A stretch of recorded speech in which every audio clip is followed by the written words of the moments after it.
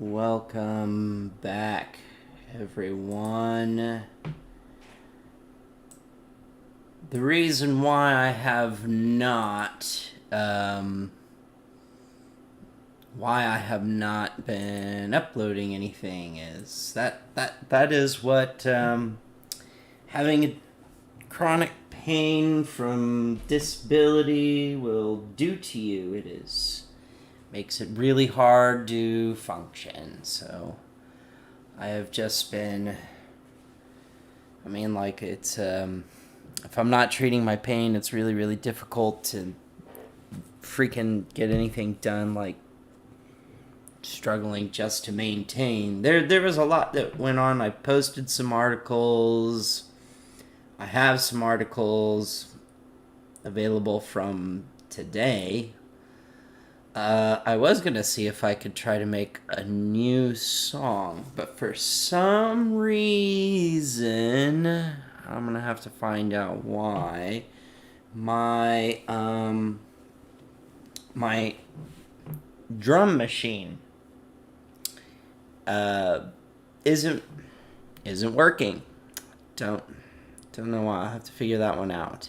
Or I'll have to just dig out the keyboard, I guess. I'm not sure what happened. It's very weird. Anyway, let's see. We had the I can't possibly go over all the other articles. There's just been so much. That's the way the administration or the regime worked. Only it's worse this time. But the way that it worked the first time, it's just every day it was just like, oh my god, this creature is going to give us whiplash. Wake up every day, it's like, what the fuck did he do now?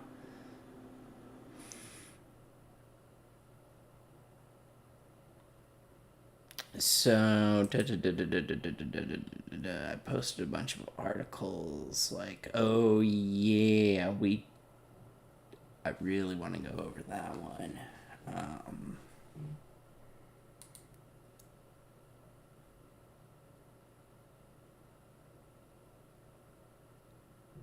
We'll go over that one in a minute. Pause it. Pause. Oh, now it wants to do a... So, let's see. We had... I have yesterday's articles in the description, today's articles in the description. There might be... I tried to include articles from days prior to today and yesterday. I didn't have room for all of them, so I did what I could. But there was an article from, where was it? Associated Press. Video shows immigration agent punching restrained man after car collision turns into confrontation. So I'm just gonna kind of go over highlights on that. It's just gotten so ridiculous, everything. I hate to say it, but that sounds like something you'd read in The Onion. I hate saying that. It's like something that fucking Bill Maher said at one point. But very sarcastically, my response to this is, oh yeah, this makes total sense. How is this one going to be spun by the MAGA people at this point? Restrained people are totally way more threatening than unrestrained people, for sure. If you have a rapist or a murderer in your house, the last thing you want is for them to be restrained. Come on. That's when they're the most dangerous, when they're restrained. I want my intruder to be on restraint, because then you know you can really relax and know everything will be okay. Very, very. I just don't know how you spin this in anyone's favor. Like, you have this militarized group of Border Patrol agents and ICE agents, and they're like, oh, we have a guy that's, basically tied to a fucking chair, tied down, restrained, zip-tied, hands behind his back. I don't know how you rationalize, oh, we need to punch him in the face. We need to, assault him because he's restrained, you see. Like, I don't know why you would do that. You're not supposed to do that. It's police brutality. But that's what we're doing these days. So then we have one from BBC News. Trump tells military to prepare for action against Islamist militants in Nigeria. So my response to this article, and this one should be in the description, is, okay, cool. So first we're picking war fights with, I can't remember the country, some country in the Middle East, I don't remember which one. Like, Trump bombed them because he thought they were making weapons of mass destruction. We've heard that before from the Bush Jr. administration, the weapons of mass destruction, weapons of mass destruction. We were supposed to be looking for Osama bin Laden, and we ended up attacking a country that had absolutely really nothing going on with us.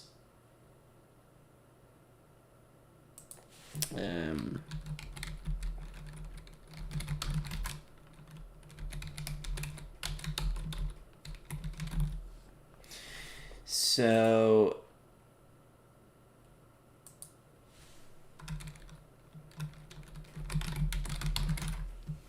okay.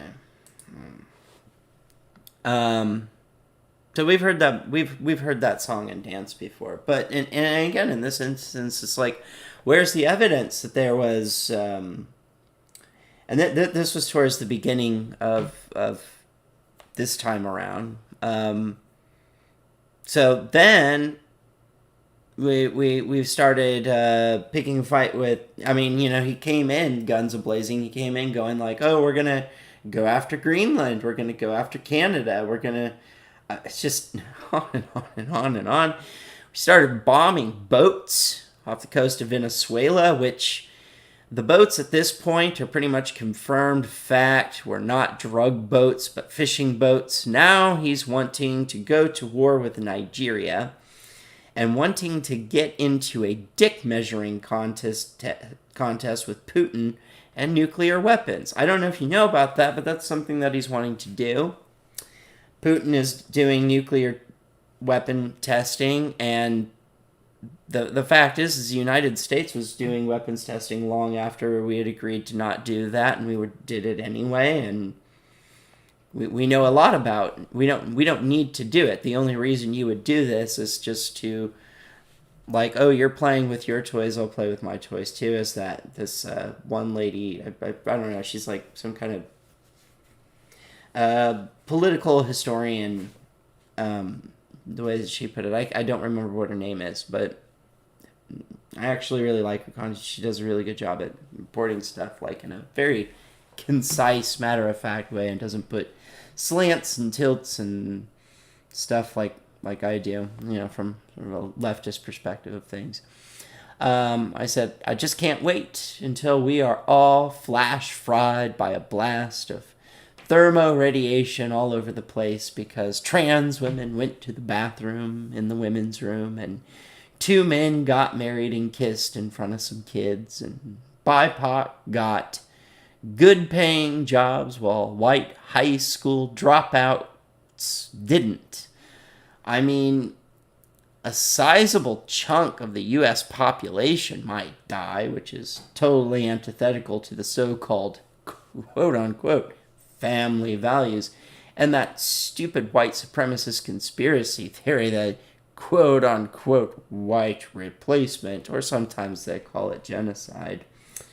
At least who the fuck ever is left will still have their Second Amendment right. So that's the important thing. If we get like attacked by another country, that, you know, the people left, the survivors, they'll have their Second Amendment right. That's super important, you guys. It's way more important than getting attacked. No promise the survivors will be white, heterosexual, non-trans. You know, I say it this way for the MAGA people that because they don't like terms like cis-het. I'm going to go ahead and use it anyway because I put this out on my Facebook. So survivors will be white, cis-het, Christian men. Being that the military is, as it is these days,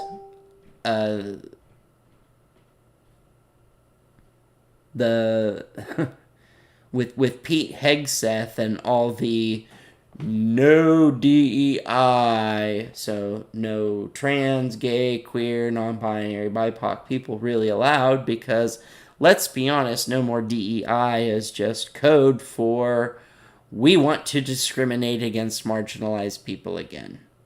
So the survivors might very well be a bunch of queer, gay, lesbian, pansexual, trans, non-binary, biracial, indigenous people of color, women, and very progressive atheists.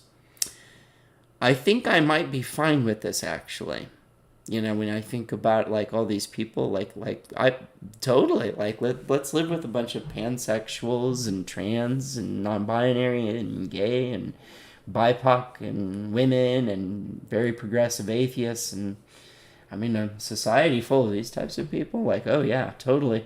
Especially if all of us survivors still have access to things like LSD, weed, and shrooms. Now, I put on it when I posted this, like, obviously I'm not being serious. It's just like, what are we doing at this point? We know those boats are not drug boats. Like, Trump's just bombing them. There's no due process. Nobody seems to care about the burden of evidence, proof. So it's just because I said so. And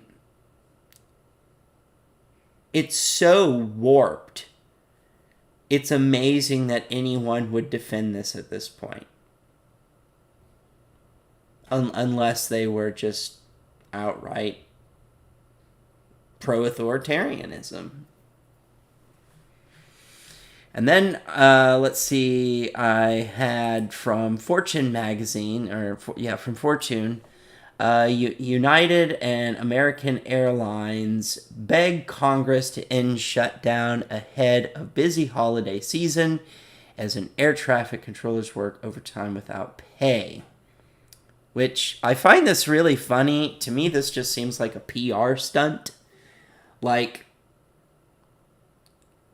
who cares about healthcare and food? Like, being able to get healthcare and food. People got to fly in their planes, you know? Like, I posted this saying, I guess some people think being able to travel by plane is more important than being able to eat or get health care. This shows a total lack of priorities here, in my opinion. Personally, I think food and health care are more important than flying somewhere. Luxury should not outweigh needs. At least that was my understanding of how fiscal responsibility works, which I think is hilarious, because I think that's an argument that has been used quite frequently against the left is like, like the big classic hits from a lot of conservatives is that leftists are just irresponsible and want handouts or something. And I mean, I know enough about fiscal responsibility to know that needs come before wants and desires. I know this. I've made plenty of sacrifices in my life. So,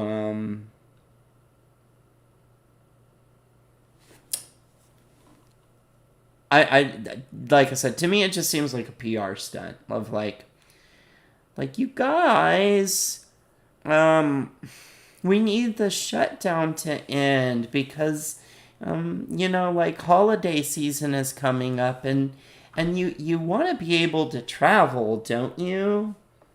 I don't know if it means that we don't have healthcare anymore and we don't have the ability to get food. And this is the thing. The ACA tax credit does not just... I've had to explain this to so many fucking MAGA trolls. Like, it's so ridiculous in how they respond to things, too.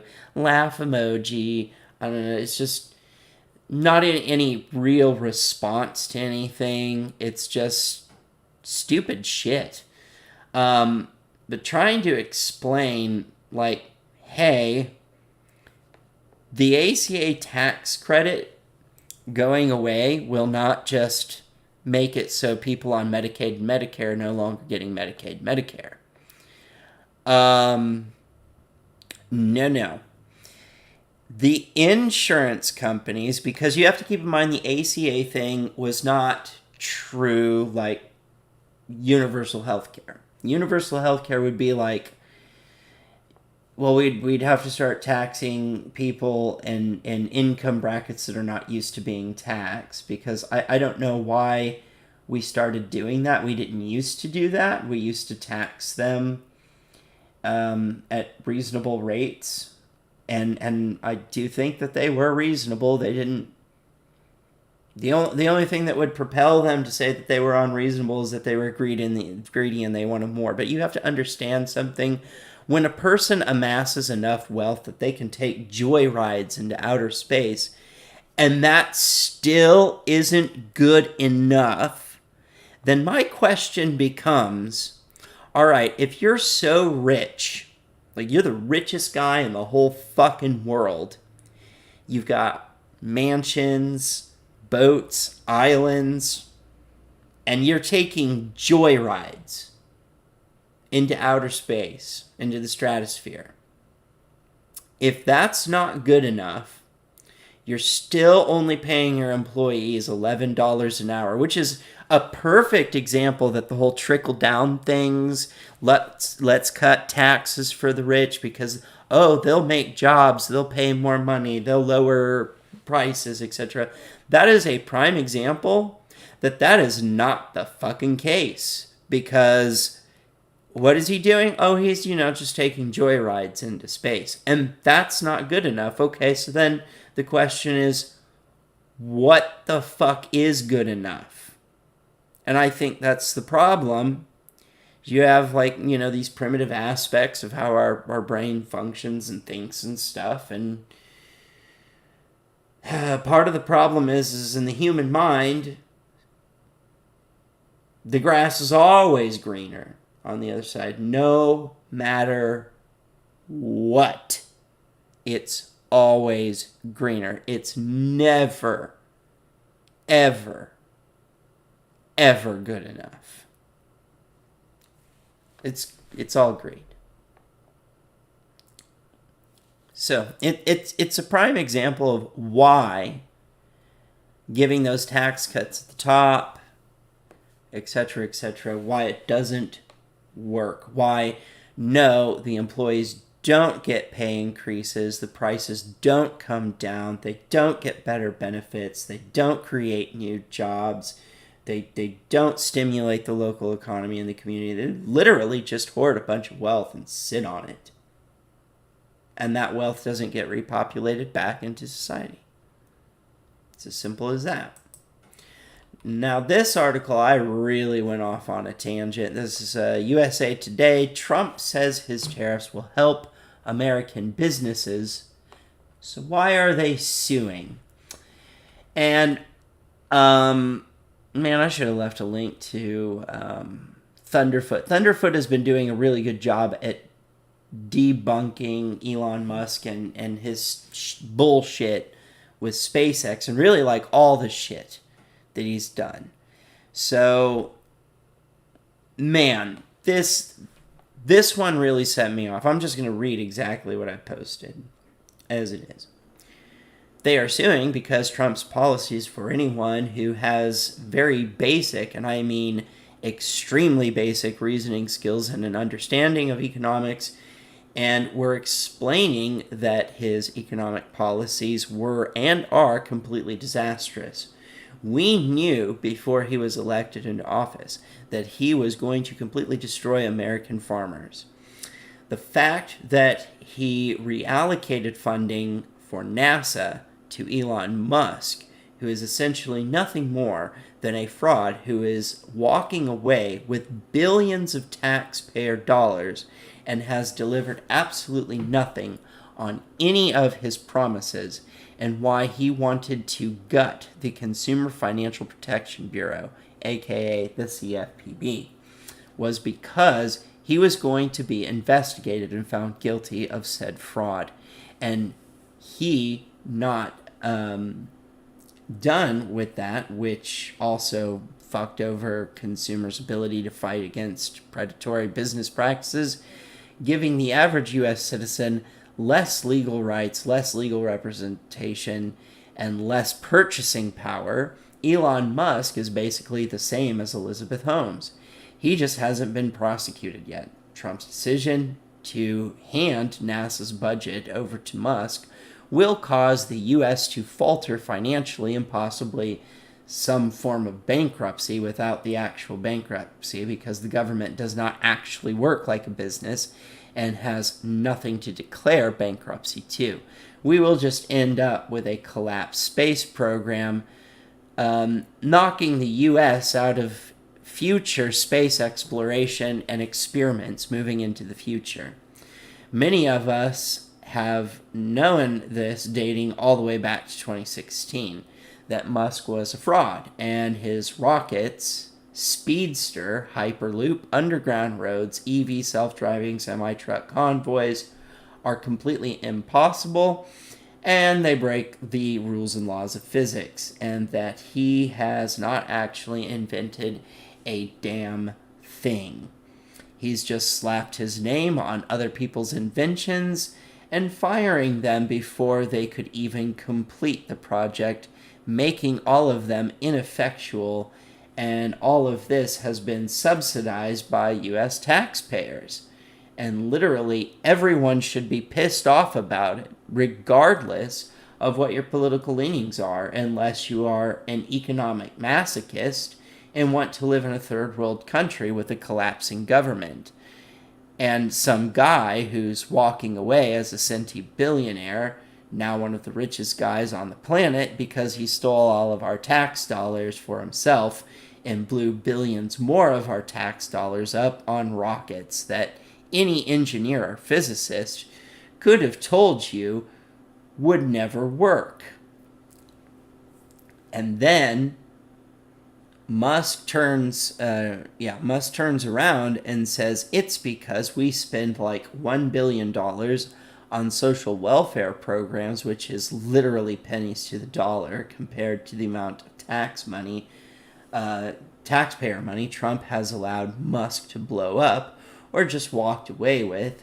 This is seriously what happened, and I'm not even lying or joking, and really wish I was. Musk conned the U.S. into giving him a shit ton of taxpayer money, then turned around and said that quote-unquote waste, fraud, and abuse was coming from actual programs that help U.S. citizens and are very beneficial for society in keeping citizens employed, fed, housed, clothed, off the streets, medical care, and general programs that help boost society in many ways and keep society healthy. Oh, and education too. He was saying and doing that while hiring a 20-year-old hacker named Big Balls to grab all our personal data and sell it to some other country, collapsing our government, in turn collapsing our economy, in turn collapsing our society, while pocketing literally almost trillions of taxpayer dollars that went to absolutely fucking nothing other than making him rich as fuck. Like, Trump literally allowed a man to become the richest guy in the world by just handing him tons of taxpayer money to build rockets that can't even reach space. Okay?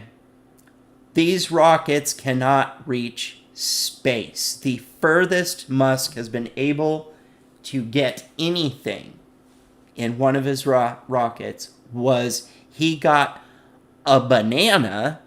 He put a banana in one of the rockets, and it made it to the Indian Ocean. That's the best result he's had. And a bunch of other ideas that were promised years ago that everyone has seemingly forgotten about as a result of us paying taxes to make some random dude the richest dude in the world has cost the U.S. our ability to have things like the VA, SNAP, disability, retirements, roads, police, education, legal representation for consumers. About the only budget this didn't affect was the military budget, because Republicans will never allow that to happen. We lost budget expenditures on the fucking IRS, the very bureau used to even collect those taxes, and Elon just gets to be rich. Like, taxpayer dollars built the Hyperloop. Taxpayer dollars pay for those rockets. Like, every time they go boom, it's like $10 billion of taxpayer dollars, money. And the reason why it's subsidized with our tax dollars is because Trump cut the funding off from NASA and gave it to Musk, because Musk is making all these really grandiose promises of being able to colonize Mars and be able to land on the moon and take off from the moon with like a launching pad and refueling stations. And I mean, it's really bad when you hear it out loud of like, I don't know, like I would really recommend going to Thunderfoot's page, just looking at Thunderfoot's most recent video even. He explains it well. It's really bad.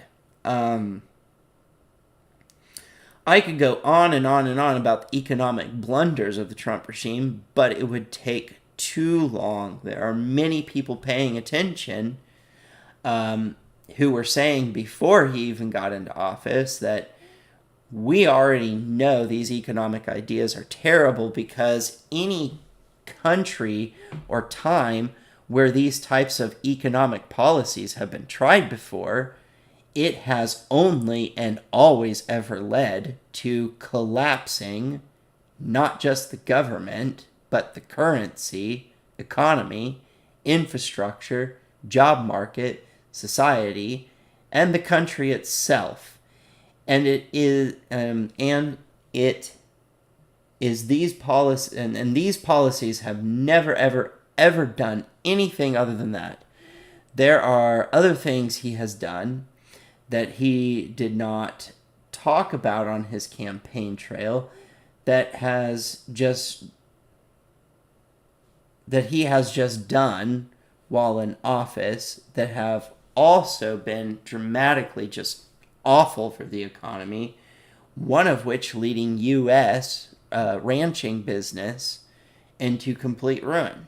Trump is basically kryptonite for good economies. And I remember talking about that,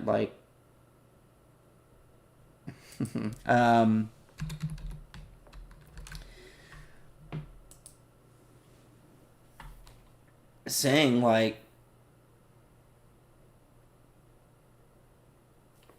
that because of what he was doing with ranching, that was going to eventually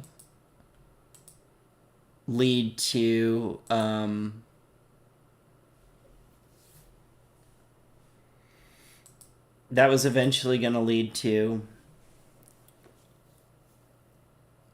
the ranchers falling into the same position as the American farmers, I mean, basically going bankrupt and all that. Hold on, I need something to drink.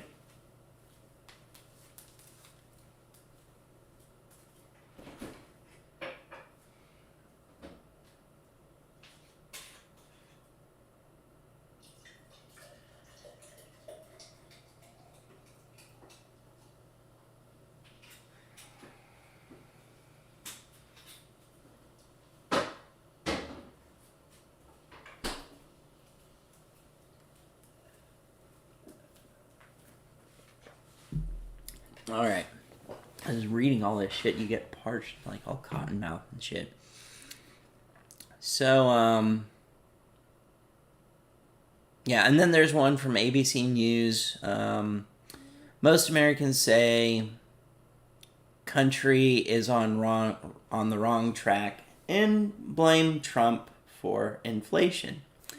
As they should. You know, these tariffs, again, it's just getting to a point where it's like, it's getting hard to defend. Like, I don't even know how you do it anymore. Like, you have to seriously be extremely disillusioned to believe this crap, you know.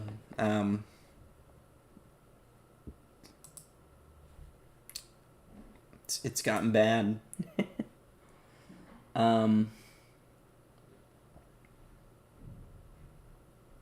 Don't get me wrong, we can have our EBT with restrictions if we would just have everybody agreed. Well, he doesn't have any continuation like resolution bill for the ACA or SNAP benefits, and the thing is like the USDA is sitting there with a policy that explains, it like has like this backup money set aside in case something like this happened, to where SNAP benefits would continue being funded. So now there's a judge order telling Trump he has to do it because it's literally guaranteed by to the people by the USDA, and he doesn't know how to do it. And then he wants to blame it on the Democrats. Well, the Democrats have been sitting up there on Capitol Hill saying, we're totally willing to reopen the government, but you need to come to the table and sit down and talk to us. And they keep saying it's their fault that it's closed. And they're like, well, open it and come and sit down with us. And they're like, well, you guys closed it. I mean, it's just nuts. Like, they have the House, they have the Senate, they have the executive, the president. They've even got the Supreme Court. And there's like 5 little Democrats, and they're like, it's all them. It's 5 little Democrats' fault. And all they're asking for, because there's no plan to, if we do not secure the ACA tax credit, it doesn't just end Medicaid, Medicare. It also will make, like all the health insurance companies, they receive subsidies from the ACA, which keep your your premiums, your out-of-pocket expenses and everything low. And so if those ACA tax credits go away, because that again, it's how the ACA works is not actual like a socialist policy of universal health care. It's more of like a neoliberal thing of like, oh, well, if we funnel some money to some big businesses, then they'll just do the right thing and be ethical and lower the prices and Well, they don't, but one of the reasons they do try to, I guess they haven't kept it low, but one of the reasons they're supposed to try to keep prices low is because they're receiving subsidies to try to keep them low and affordable for us. So if you have health insurance because you privately on your own went out and talked to a health insurance company and got health insurance, your rate will still go up because they're not receiving subsidies anymore from the ACA tax credit. If you receive health insurance from your employer, your premiums and out-of-pocket expenses will go up. And we're not talking like a little bit. We're talking like 2 to 3 times. So you could be looking at paying thousands of dollars a month for some really basic-ass bitch coverage. Because, again, the health insurance companies are not receiving the tax credits anymore. And they're going to go, oh, well, we want to make profit. And they're also, some of these health insurance companies, they're mad because they're not making as much profit because they're not denying 50% of health claims. And that's one of their goals in being able to make profit was to make sure that they denied at least 50% of all health claims. And yeah, so they're not making money like they used to. They want to go back to I don't know if the tax credit ends, like, everyone, a lot of people are screwed. They're just screwed. I mean, we should be mad at Trump for the government shutdown, but also we should be mad at Chuck Schumer, who made that comment, give him some leverage.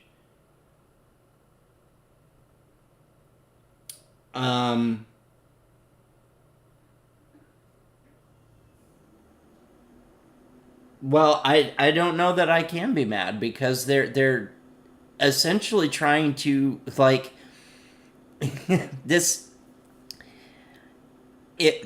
they don't have a plan.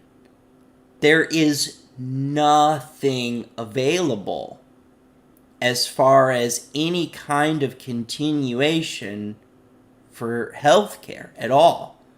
The ACA tax credit goes poof.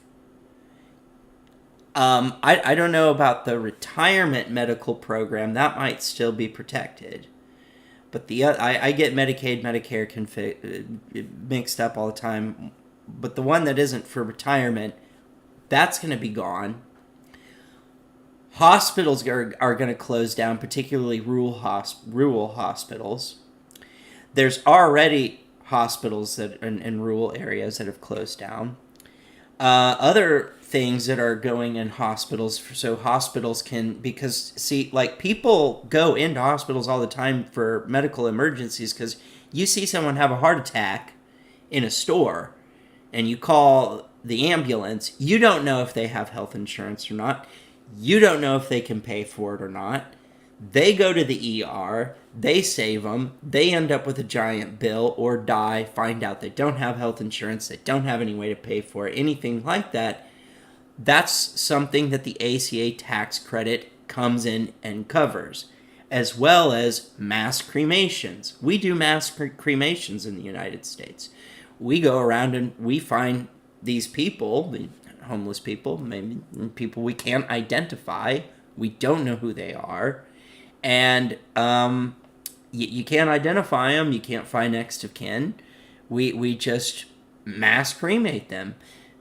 Guarantee you, if you've ever had ashes of a loved one, about 80% of those ashes are just random people we've burned.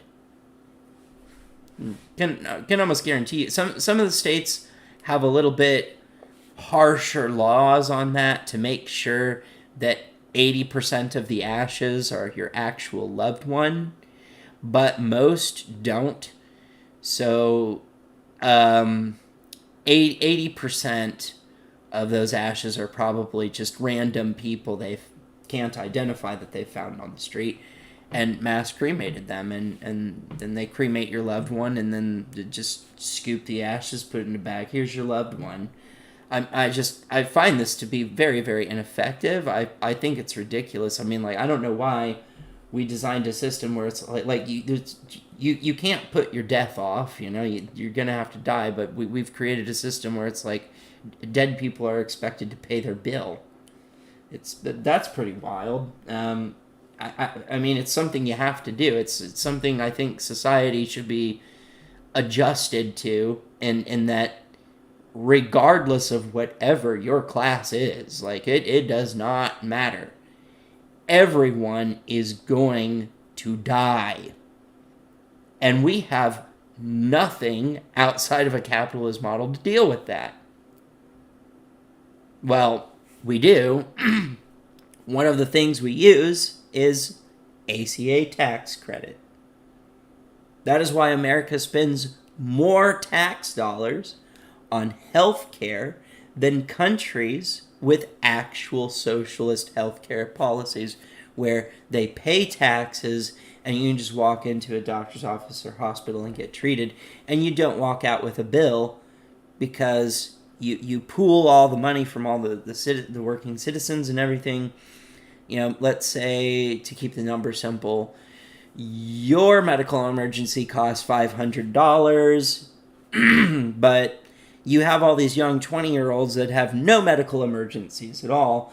That means everybody only has to pay like a tiny little amount. So, yeah.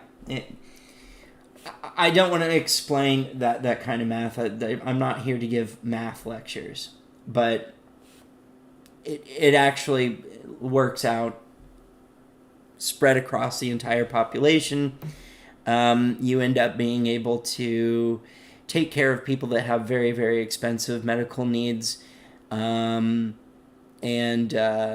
it's just there. It's available, and it's not like taxes might go up, but not like extravagantly. And honestly, the way that our taxes are divvied out in the current system, like I said, we're blowing up billions of dollars because Elon Musk does not have a viable model for a rocket. We don't need to be doing that. That could be going towards healthcare, or NASA, who actually knows how to get a rocket on the moon.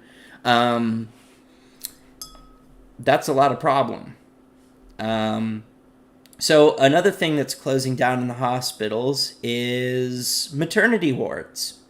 And we're already seeing cases of women that are having to give birth on the side of the road because the nearest hospital is located in the nearest largest city, which is, you know, for some people that's hours and hours away. And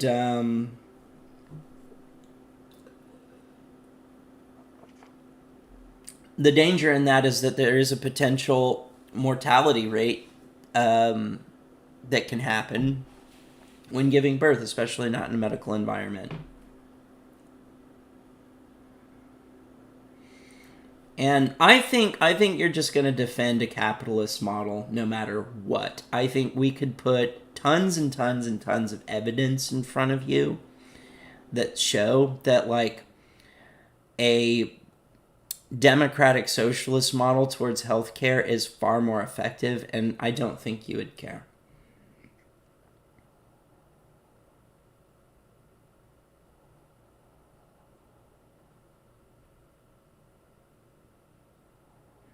Okay, well that's Canada. We don't have to do it like Canada.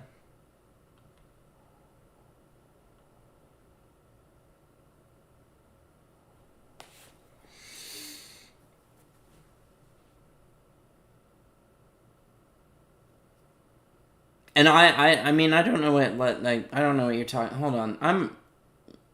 That makes me want to fact check this. Like, I just.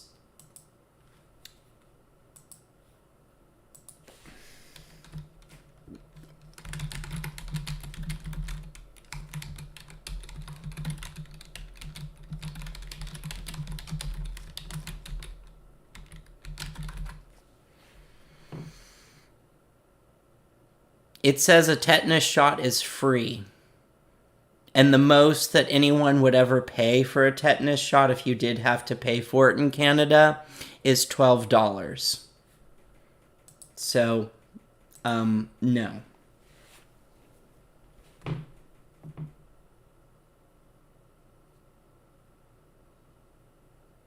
We know how to get to the moon, Josh. We landed on the moon back in the 1950s.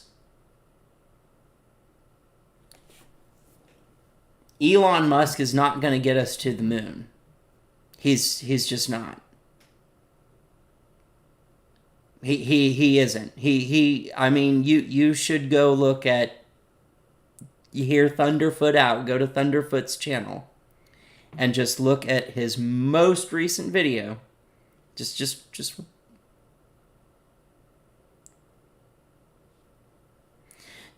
look at Thunderfoot's most recent video on Elon Musk and hear him out. Just do that. I don't think you will agree, no matter how much evidence that I put in front of you that makes a case that it's a better system. I don't think you ever will. I just don't.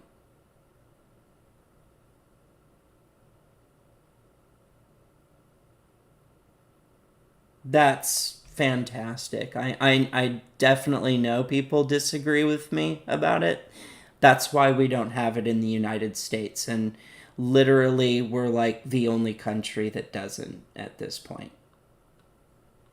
It's impressive. Like even Trump and RFK have acknowledged that people are paying far less money in other countries for medications than we are here in the United States due to lack of regulation and restriction on the capitalist model towards healthcare. And the fact of the matter is when you have a capitalist model towards healthcare, it's profit incentivized. It's not incentivized based on your actual health. That's why their goal, like an health insurance company's goal, is to not deny 50% of all claims. It's not because that's not like a health model. They're doing that to make money. They want to see perpetual profit growth. A socialized model is not based on profit. It's based solely on what you need to achieve the outcome of better health, of taking care of somebody who has heart problems, of taking care of somebody with diabetes, of taking care of somebody with insert medical issue. But I'm going to continue on, though, and keep reading these articles. So you can go on and on about that. I don't think you'll stop. Let me just, not that one, this one.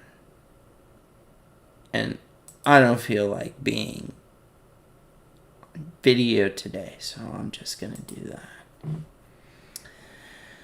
So we have this Politico article. America is bracing for political violence, and a significant portion think it's sometimes okay. I don't read these things before I go into it, so I don't know. Most Americans expect political violence to keep growing in the United States and believe that it is likely a political candidate will be assassinated in the next few years. Okay, that's pretty wild, but I don't... Why is this newsworthy? Widespread pessimism about political violence is rare. A grim point of consensus in a country riven by political and cultural divisions. A majority of Americans, 55%, expect political violence to increase, according to a new poll from Politico and Public First.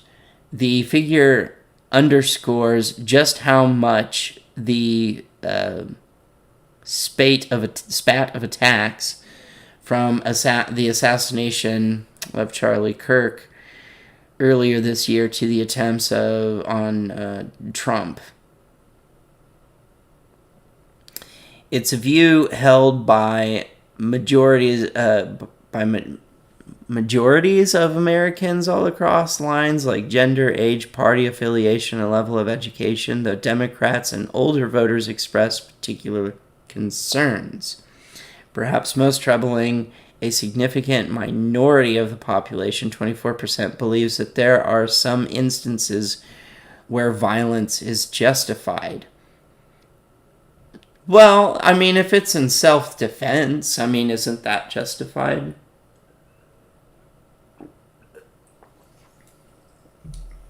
See, this is a real problem, is that when you start saying it's illegal to be too poor, and anyone that's too poor is to be put to death, is your country in the wrong? Do you have the right to defend your life? I think that's a valid question to ask. I haven't read this article, but I don't know. Like, this just seems to be like a freak out thing. I don't know, just like fear.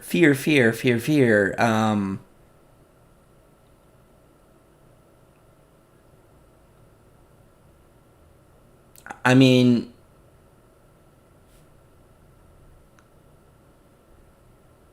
when you have people who have a political position where their political position literally hinges on the destruction of an entire group of people just because they don't like them,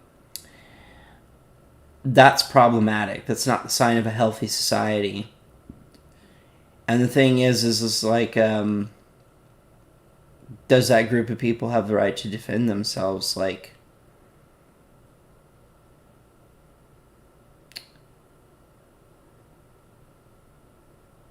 the thing that we don't want to talk about is how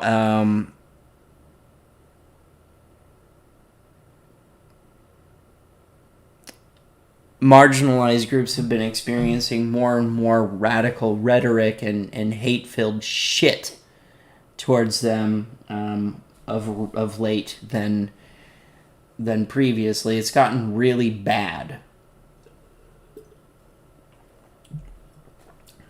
And the thing is like, it still stands. Like,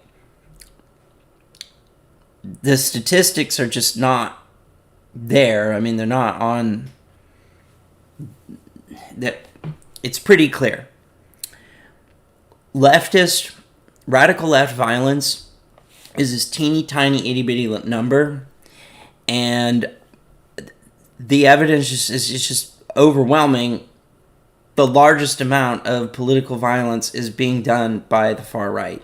Like, that's been the case for quite some time. And so, like, if you keep paying attention to a group that isn't committing any political violence, for example, just as an example, let's say you have a group that's not committing any political violence, but the group that is committing the most keeps pointing at the group that isn't doing anything, and so everybody's looking at the group that isn't doing anything. You're never going to get to the bottom of why there's so much political violence, because nobody's paying attention to the group that's actually doing it, because the group that's actually doing it is a group that you want to protect, and a group that you don't want to acknowledge or admit is the problem. And I think that's really kind of what we're looking at. And so this article just seems kind of like, let's see, we got Good Morning America. Half of Americans say Trump administration not committed to protecting rights. And, yeah, I agree with that. I agree with this. We can show evidence here. What is this? And plus the terrorist activity in China has nothing to do about politics. Okay. Well, there are politically motivated attacks, and that's what they're talking about. Like, political violence is what we're talking about.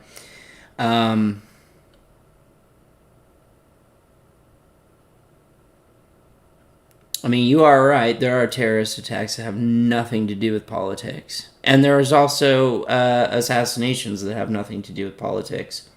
Like the guy who shot Ronald Reagan, that had nothing to do with politics. I think that was, what was that? He wanted to impress Jane Fonda or something like that. I don't remember. But on Trump administration not committed to protecting rights. Here, let's just look at this right here. At this point, I feel like everybody in the world knows who this is. This is Charlie Kirk. People who are fans of Charlie Kirk would probably describe him as a free speech advocate. That's how I always hear him described. Someone who believed in and fully supported free speech. Conversely, this is Larry Bushart. He also believes in free speech. That might be the only thing that he and Charlie Kirk have in common. And you can probably perceive that this here is a mugshot. And this is body cam footage of Larry being arrested. Police showed up to his home, placed him under arrest. The 61-year-old former police officer himself was arrested. You have any idea what he was arrested for? You want to guess? The answer is he was arrested for posting a meme on Facebook to a group that was about a Charlie Kirk vigil in his area. He posted this meme that features a quote from Donald Trump, where the day after a mass shooting at a high school, he said, "We have to get over it." He posted that, and then police came to his home and arrested him for threatening a mass shooting. That was over a month ago. He is still sitting in jail. Why? Because the judge set his bond at $2 million. $2 million sitting in jail over a meme someone posted on the internet. And that's not the only example,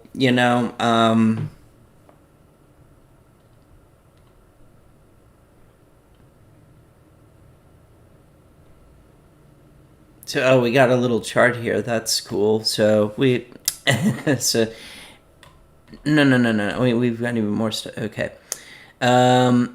Majority say President Donald Trump is not committed to protecting freedom of the press. That's 61%. Freedom of speech, 57%.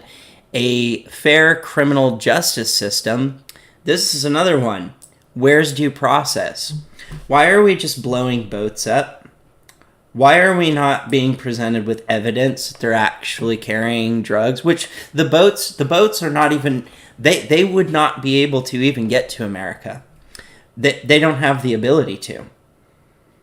They would run out of gas in the middle of the ocean. It's really, really far away from the United States.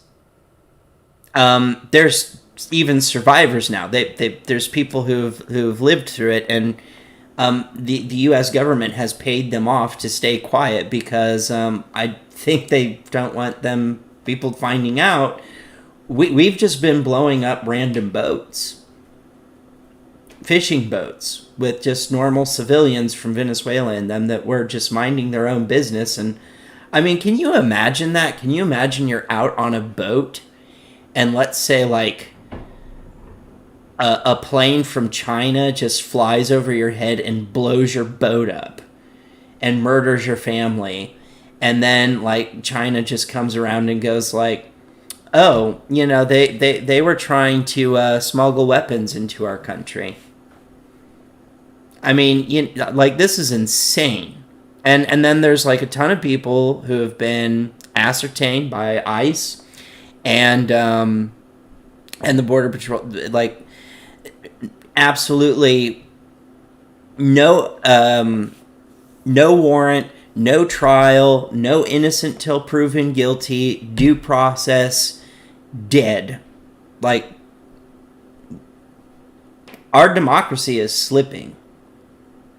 Our just judicial system is very, very broken. We need proof. We need evidence. We're not doing that. And there's other examples of freedom of speech of not just people being kicked out of chat groups or not people being kicked off of Facebook or Twitter or YouTube or whatever kind of site, or you have to understand property rights, right? If you come into my home and you call me the F word, a bundle of sticks, I'm not scared to say it. I just don't want my YouTube channel to get fucked up. You know, you being in my property, I have every right to say, get the fuck out of my off my property. And so that's basically what these social media sites are doing. They're saying, we don't want that shit on our site. I don't know what to tell you. The issue with the freedom of speech thing is that when you've got the government, see, that's the thing. If you call me the F bundle of sticks word, the government doesn't come and arrest you. You don't go to jail for that. Maybe you'll get kicked off of YouTube. Maybe you'll get banned from TikTok. Maybe you'll get banned from Facebook, or, you know, just a 7-day probation period. But the government doesn't show up and arrest you. And that started to happen. Where the government, Donald Trump, and that was the whole thing with, I don't know his name. I'm not a big fan of that comedian, but the reason why it was such a big thing, Jimmy Kimmel getting kicked off the air, is that the government was they were using their power to censor someone they didn't like, not because they had actually violated anything, just because they didn't like them, which is an abuse of power. And that is not freedom of speech. You even have people who have held up the Gazan flag because they're protesting what is being done to the Gazan people.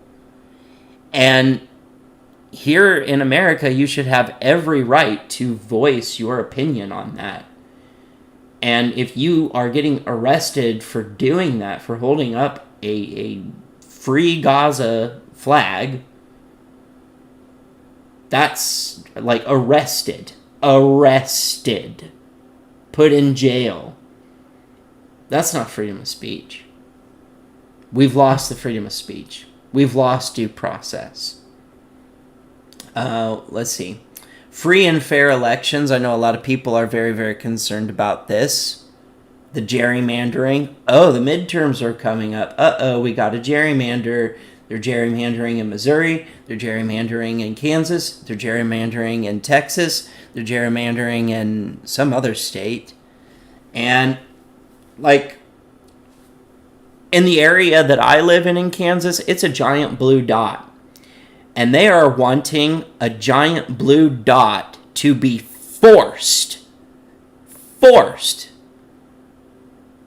regardless of what we vote for, forced to be represented by a Republican.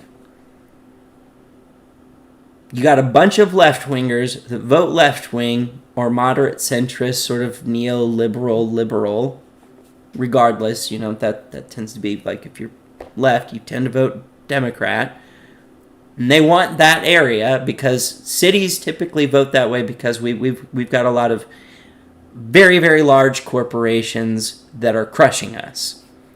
And people in rural areas tend to, I imagine, want more favors, because the people in the rural areas, like the farmers, ranchers, and all that, they are their own business. But I think that there's a disconnect in communication of when us in the city are talking about, like, doing something about these companies. We're not talking about them.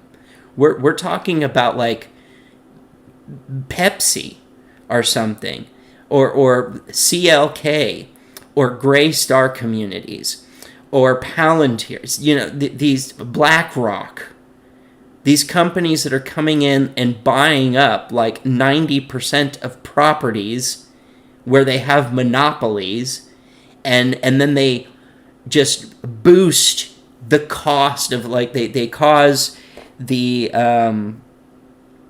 property value to skyrocket through the roof. They just inflate the shit out of the cost of just being able to have an apartment, just a one bedroom, and they have a monopoly, so literally every single one bedroom is the same fucking price, and you can't escape this. It's like that for miles and miles and miles and miles. And this should be illegal. This is price fixing. It's racketeering. But for some reason, they won't let us do anything about it. People in the rest of the state of Kansas, they don't really deal with it. They don't understand. I think that there's a breakdown in communication there. Like, I think if we had a town hall where they actually talk to people who lived here in the city and why we vote left-wing, why we vote blue, I think they'd find out we actually have a pretty good reason for doing it. We have a pretty good reason for the things that we want to do, and it has nothing to do with them. I think a lot of them don't understand that. But oh yeah, he's also wanting to put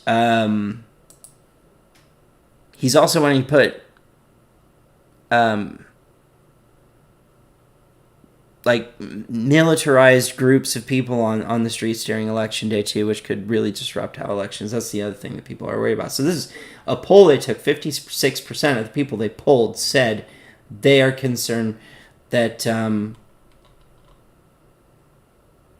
Donald Trump is not committed to a free and fair election.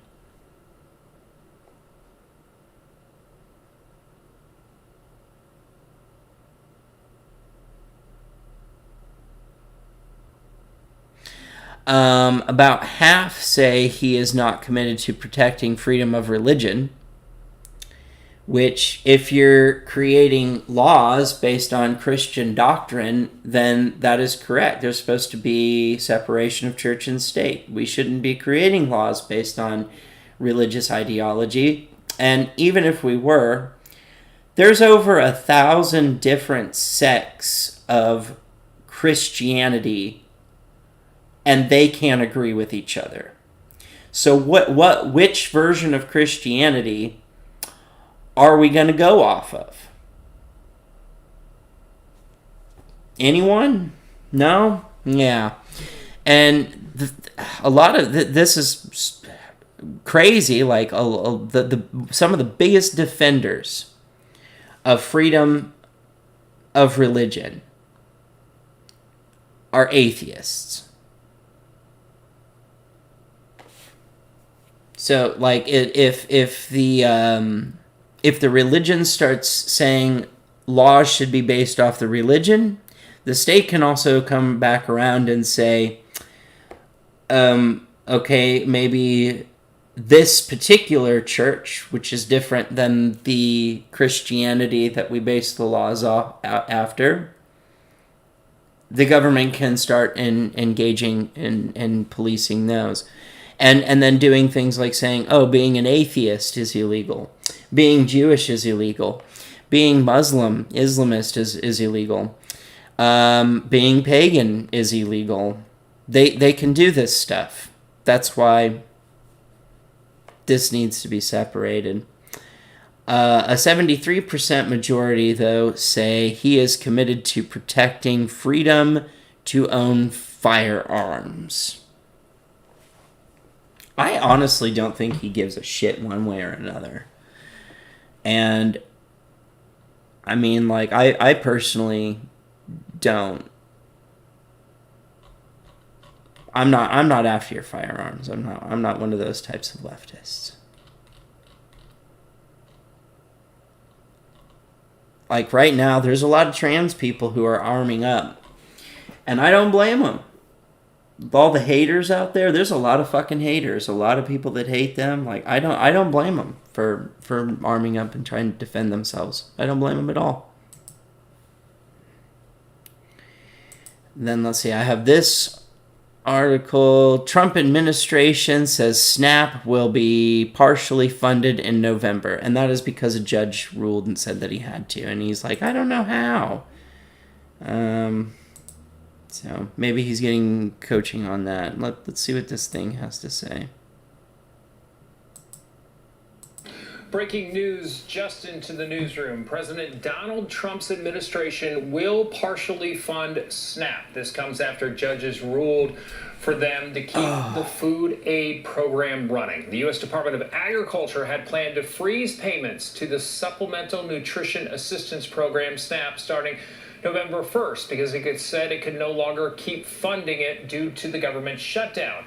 The program serves about 1 in 8 Americans and is a major piece of the nation's social safety net. It costs about $8 billion per month. And that was another. This isn't really telling me anything that I didn't know. Like, if anyone watching this, anyone here doesn't know about it, like, I mean, again, the article is just. I don't want to spend too much longer on this. I'm trying to get to the articles as quickly as I can. But a lot of people don't know that the SNAP program, our food stamps, again, a lot like the ACA tax credit, taking away SNAP entirely, like just completely gutting it gone, it will, just like USAID, affects the farming industry. It affects the farming industry. It affects the dairy industry. It affects food pantries, food banks. It affects grocery stores and their ability to buy like certain things and getting subsidies. And it can mess up the entire food economy and food market by just annihilating SNAP. It won't just affect people receiving SNAP or WIC. It will even affect people who don't receive those. This is the other thing too. I don't think your taxes are not going to go down. I covered that in a previous live stream. Taxes are going up, but they want to get rid of things like SNAP. They want to get rid of things like Medicaid, Medicare. I don't think they're going to stop taxing you if you get rid of these things. They're gonna tax you, and then it's just gonna go to stupid shit like a ballroom, or whatever else it is that they want to feel like doing in that month. Definitely go to the military. I mean, so your taxes are gonna go to people running around the streets terrorizing communities and treating everyone like every time you fart the wrong way, it's a fucking crime. And that is not something I am cool with. I like freedoms. I like liberties. I think as long as you're not hurting anybody, you should be able to do whatever the fuck you want. But you got these, like, fucking armed people running around and, like, oh my gosh, you're like... I don't know, like, all the stories I've read, like, you've had babies burned by flash grenades, you've people shot with pepper balls and rubber bullets, and they're not doing anything. Like they're like somebody was on their way to the grocery store and these like ICE agents or Border Patrol agents get out of a unmarked SUV and just start harassing people and breaking their fucking windows because they think they're following them or something, and they're just going to the fucking grocery store. It's crazy. Like, that's what our tax dollars are paying for, instead of making sure people get food. Instead of making sure people get things like disability, which I'm pretty fucked on. I don't think I'll be able to. That's something that's very, very concerning to me. I don't know what the fuck I'm going to do. I don't know how I'm going to fucking make money. I have a dash score of 73. It takes me 4 to 6 hours to make coffee, brush my teeth, and take a shower. I don't know what the fuck I'm going to do. Because I think this administration wants to get rid of disability. Well, at least Russell Vogt wants to make it so only people with mood disabilities or mental disabilities are approved. And anyone with physical disabilities is just automatically denied. And if they're currently on them, they'll be taken off. That's what he wants to do. He just thinks everyone can do a desk job or something. I can barely keep up doing YouTube videos, and all I'm doing is sitting in front of a computer and a microphone and talking.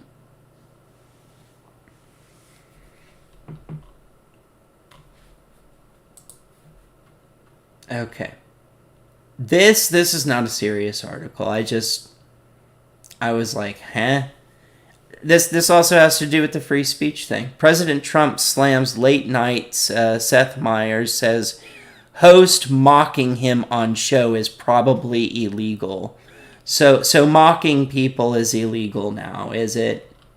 It's illegal. We go to jail if we mock people. Like if we did this retroactively, like if Trump is going to say, hey, if you mock the president of the United States, you'll face prison time.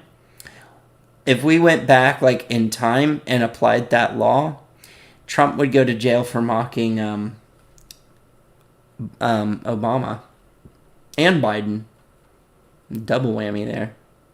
So wild. I'm not a big fan of CNN, but I just didn't know what this was about. $40 million civil trial resumes in suit filed by teacher shot by student.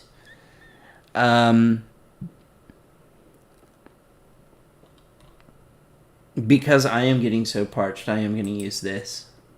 $40 million civil trial resumes in suit filed by teacher shot by student. Former Richneck Elementary School teacher Abby Werner appears in court in Newport News, Virginia, on Monday, November 3rd. Pool.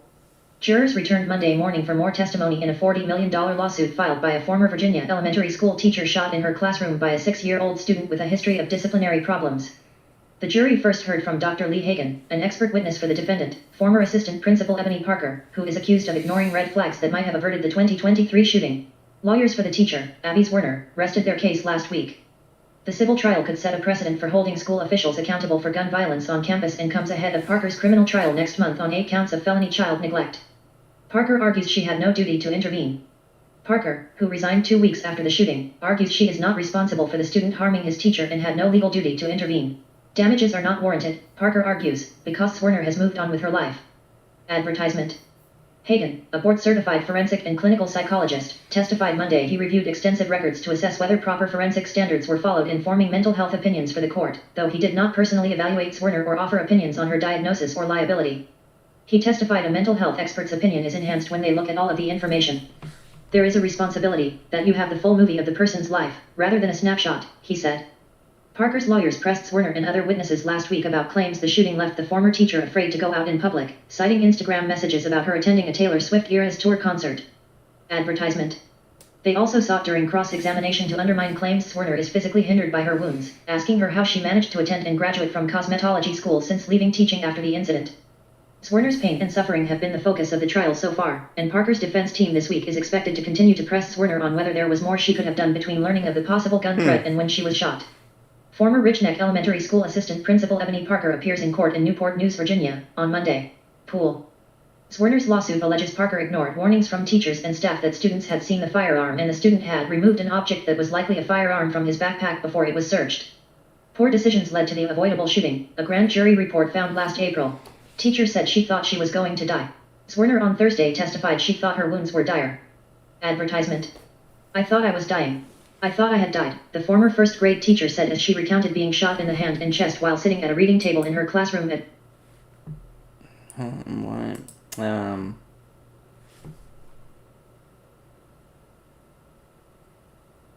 If it was in Kentucky, if that kid had that firearm, that kid would go back to the parent and CPS wouldn't care. But God forbid if you speak out against abuse. I don't know all the details of this story. It sounds like some kid pulled a firearm out on this lady and she's saying trauma. I don't know what a teacher would have to do to rationalize having a gun pulled on her. I mean, you know, from a kid's eye view, they could see it as like being told to sit down and be quiet. As being mean. That doesn't mean that somebody's threatening your life. Like, it's not self-defense at that point. It depends on what's going on here.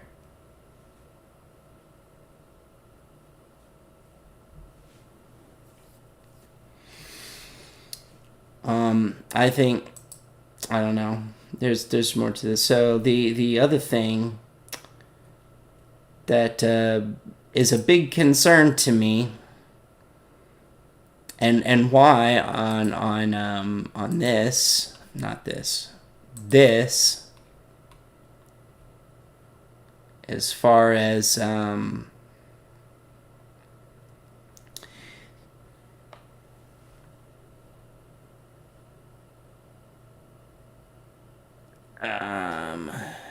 elections, criminal justice system, freedom of speech, freedom of press.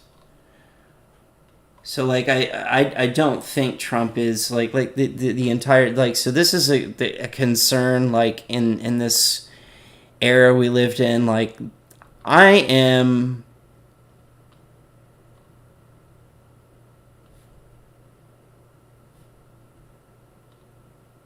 they have ruled in Texas now that a judge can refuse same-sex marriages. Like they can actually be like, nope, I'm not signing the paper, I'm not being the officiant, goes against my religion. And that's a violation of the Constitution of the whole separation of church and state.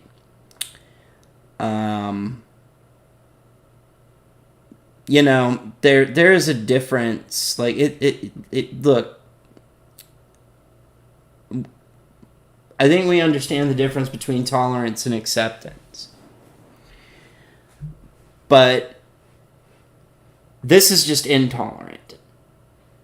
You don't have to like it. You can hate the gay people all you want. That's fine.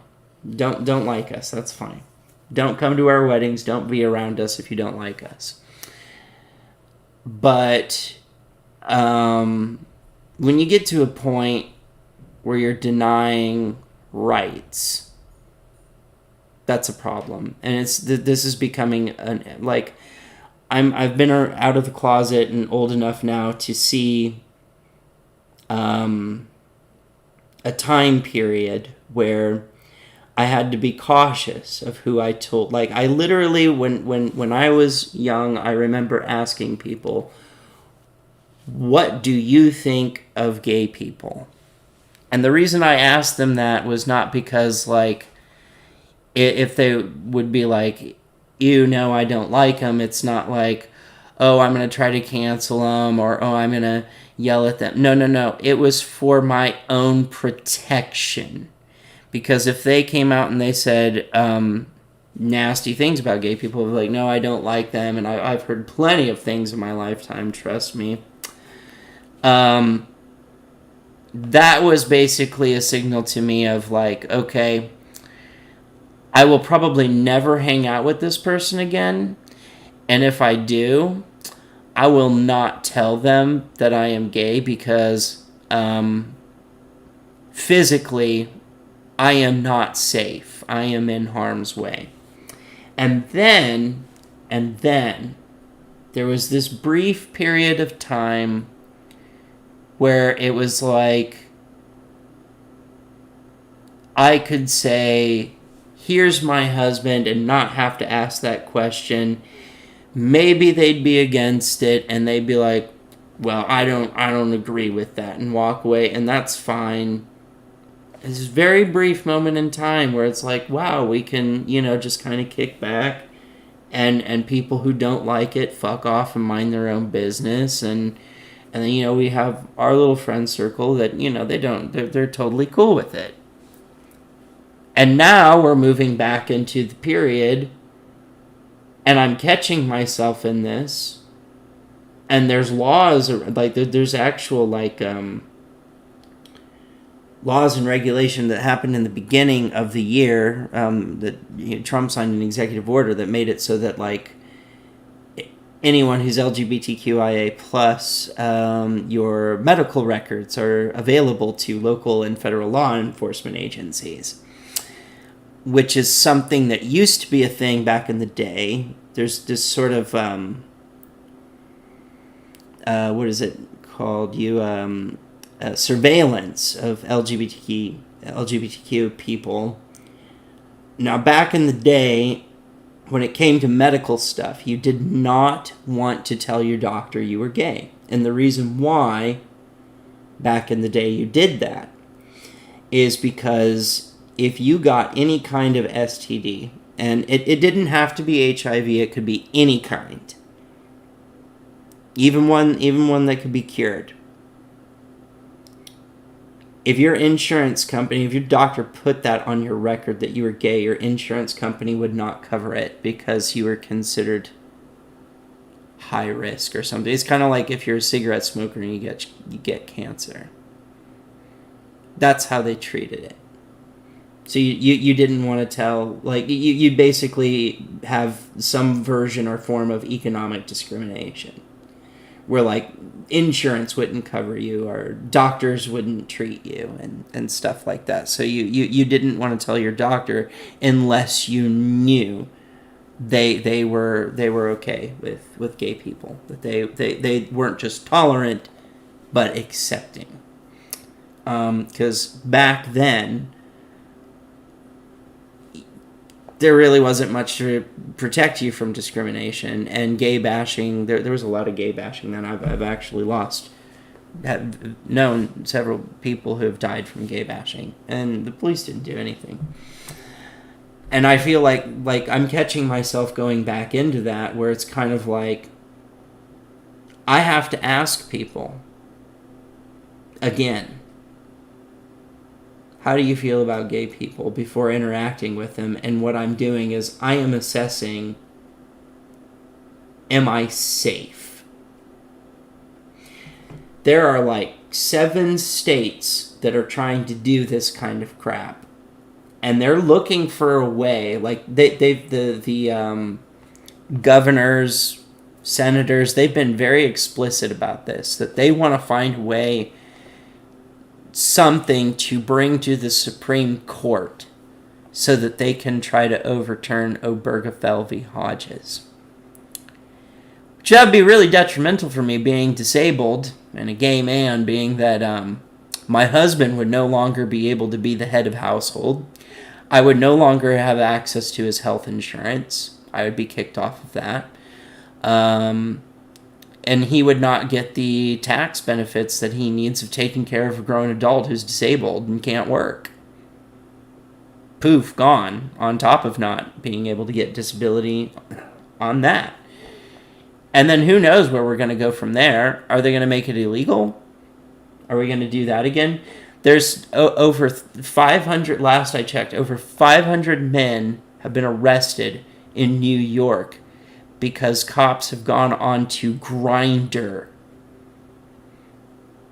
and arrested them for lewd acts on Grindr. Now, they've also done this in public parks, which, look, there's an argument to be made there. Straight, gay, doesn't matter. If you're engaging in sexual activity in a public place, anyone could get in trouble for that. But a dating app, like a hookup app, like, you gonna tell me you're not exchanging nude photos, like straight people aren't exchanging nude photos on Tinder? Because if you tell me that, I am not gonna believe you. I'm gonna call you a liar. You lying. Like, no, you guys be doing that. You be exchanging dirty photos. It's okay. It's okay to exchange dirty photos with each other. That's fine, as long as it's informed mutual consent. There's nothing wrong with that. But if you're going on to a gay dating site, like a gay hookup app, and you're arresting people, it's like that's what the app was made to do.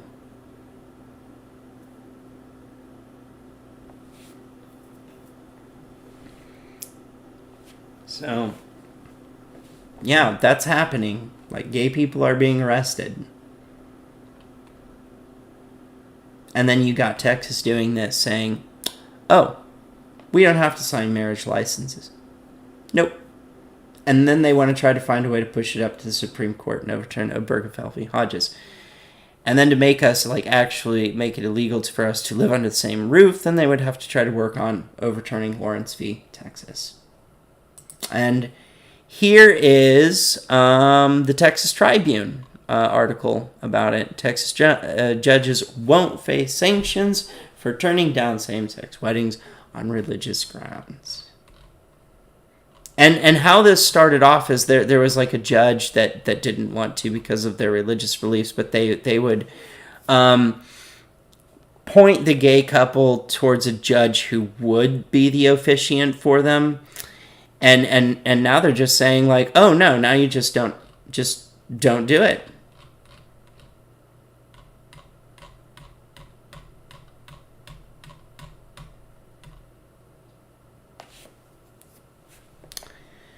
Freedom, huh?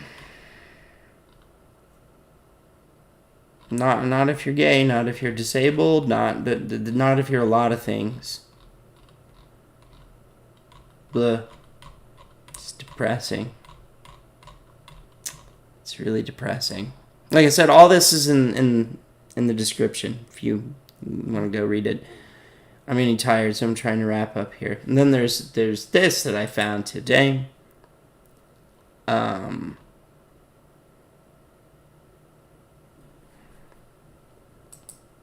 kind of do not want it in this. I want it over here.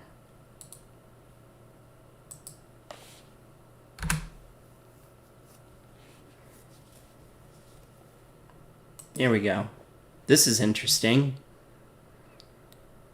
I'm Kim Briggs of Briggs Auto Group. Skip the hassle and save money. Come see us first on your next used car. With one. Oh, wow. Okay. So, Kansas National Guard member indicted after agreeing to photograph Fort Riley and send equipment to Russia's Department of Justice. Kenyon Amaris, So, this is interesting. a member of the National Guard, is accused of conspiring with Russia. Kenyon Amaris of New Mexico is accused of meeting with someone he thought was a Russian intelligence agent. Prosecutors say he agreed to take pictures of Fort Riley, and he also purchased a helicopter radio he was allegedly planning to ship to the Russian military. Amaris was arrested this week and had his first appearance in federal court today. Why do customers love Mama T's jams and jelly? So, I mean, I've kind of skimmed through this article.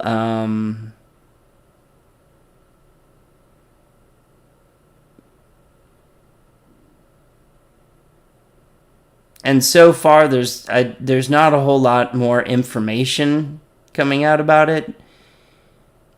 But I'm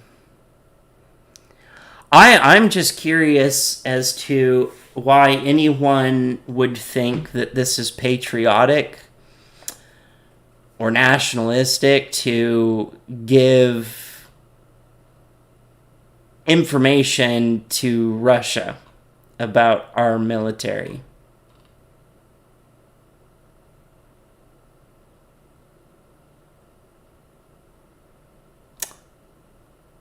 Yeah.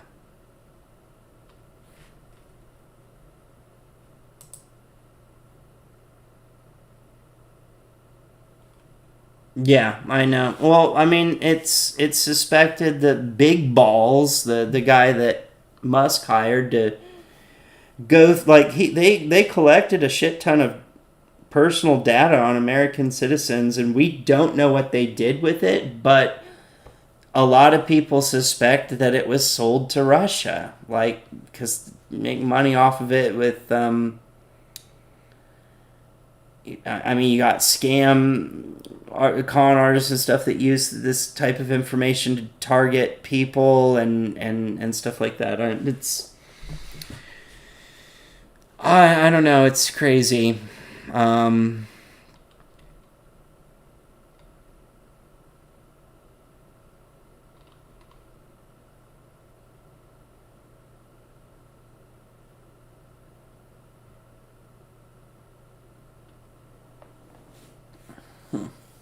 Anyway. Well,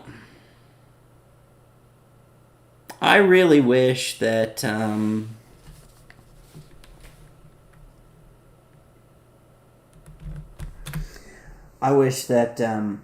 my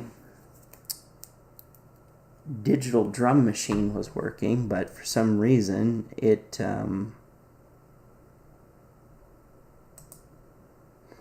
it is no longer doing that. It won't open. So I'm going to probably have to get a hold of the company and ask them about that, because I paid for that. Close all these things out. Yeah, yada, yada.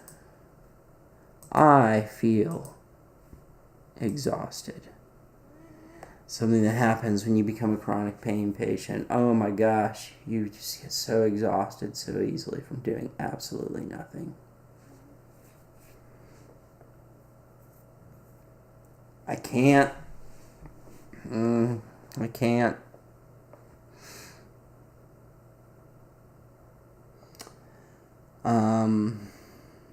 I can't bring the instruments out right now.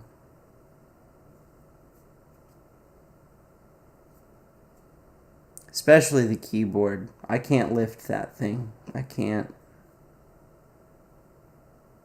If I took something for really strong for pain, I'd probably play guitar for a little bit, but no. Yeah. I'm tired though. And I've gone through all the articles. Like I said, they're all in the description.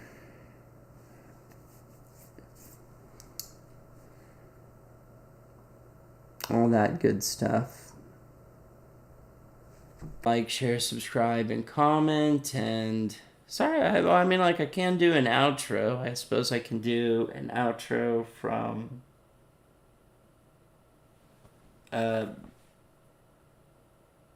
Beatific Smile.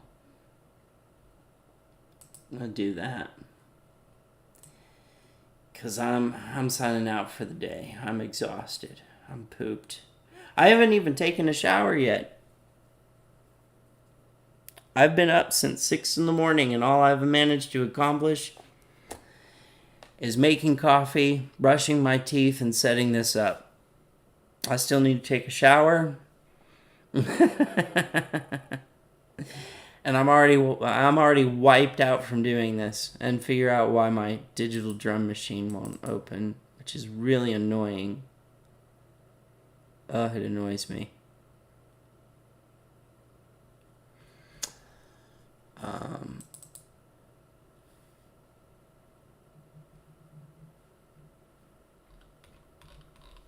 But I do have this. I'm sure I've got other things that aren't copyrighted. I just don't know which ones are and which ones aren't.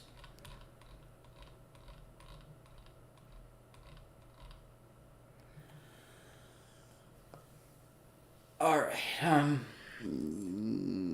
like, share, subscribe, comment, and all that sort of stuff.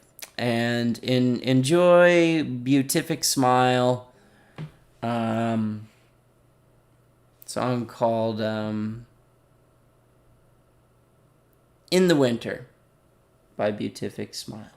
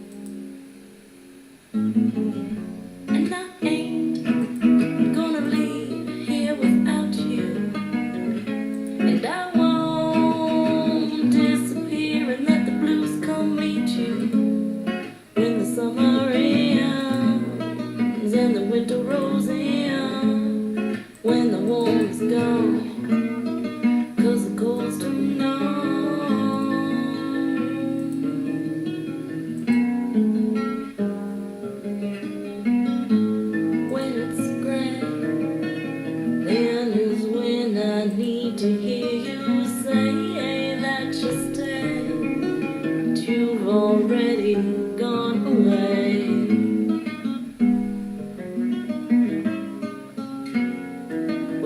winter rain turns to snow, and I know that you've gone. I'm all alone, and I know I was wrong to believe I ain't gonna leave here without you. And I won't disappear and let the blues come meet you. When the summer ends and the winter rolls in, when the warm is gone, 'cause the cold's turned on.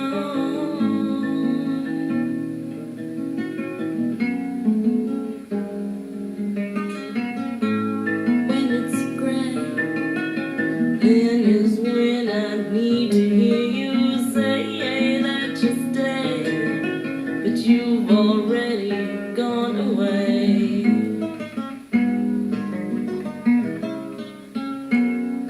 When the winter rain turns to snow, and I know that you've gone, I'm all alone, and I know I was wrong to believe in the cold when you told me you'd hold me.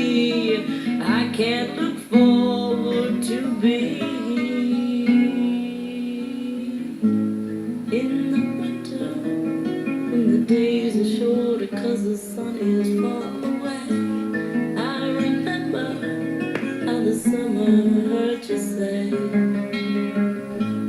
let your hair down, let the sun shine upon your face. Let your hair down.